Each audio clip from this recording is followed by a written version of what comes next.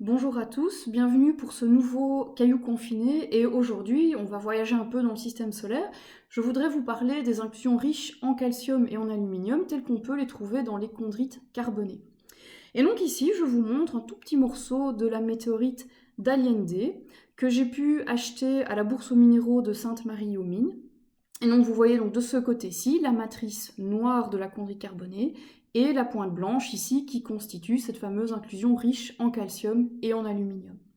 Alors cette météorite est tombée en 1969 au Mexique, et 69 en fait c'est une année assez importante pour les sciences spatiales, puisque cette même année donc on a aliéné 2 tonnes de matériel tout de même, Murchison, une autre chondrite carbonée qui est tombée en Australie, on a également découvert les premières météorites en Antarctique par des géologues japonais qui ont compris que le mouvement des glaciers pouvait concentrer les météorites dans certains endroits, et je vous rappelle qu'on a également marché sur la Lune en juillet 69.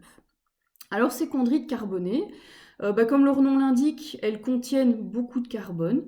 Elles ne contiennent pas de vie évidemment, mais donc elles contiennent les briques Lego du vivant qui seront nécessaires pour l'apparition de la vie dans une soupe primitive. Elles contiennent donc également ces fameuses inclusions riches en calcium et en aluminium. Et donc, quelles sont-elles? Si je prends dans le tableau périodique, je peux rediviser les éléments en éléments volatiles et réfractaires. Un élément volatile, ce sera un élément qui va s'évaporer à basse température et un élément réfractaire qui s'évaporera à haute température. Si je prends le système à l'envers, la condensation d'un nuage de gaz, eh bien un élément réfractaire se condensera à très haute température.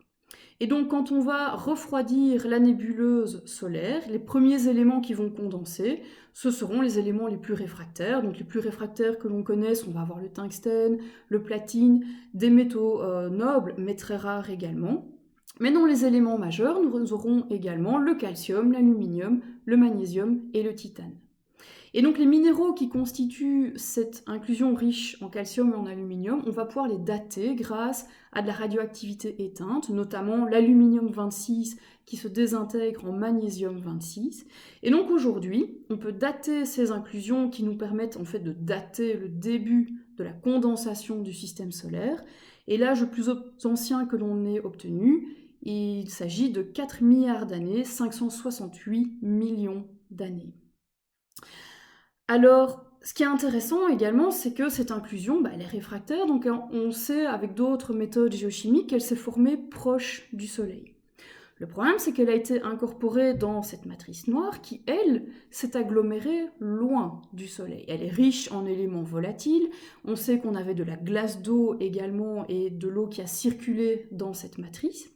Et donc ça nous indique qu'en fait on a eu des mouvements de matière, que j'ai dû à un moment avoir ces inclusions riches en éléments réfractaires qui ont été éjectés beaucoup plus loin dans le système solaire et qui ont été incorporés dans des matrices beaucoup plus riches en volatiles à basse température. Et donc ça nous montre qu'aujourd'hui, eh bien en fait, là où on voit les planètes, là où on voit les astéroïdes, on sait qu'en fait ce n'est pas forcément là où ils se sont formés et qu'on a eu des mouvements de matière dans le système solaire. Alors ces inclusions ne sont plus complètement primitives non plus, on a eu de la réévaporation, de la recondensation, et donc on voit que le début du système solaire est relativement complexe et qu'aujourd'hui on essaye en fait de tracer justement ces mouvements de matière au début du système solaire. Voilà, encore beaucoup de questions, mais déjà quelques chouettes réponses, par exemple l'âge de notre système solaire. Voilà, je vous remercie pour votre attention et à bientôt pour un autre caillou confiné.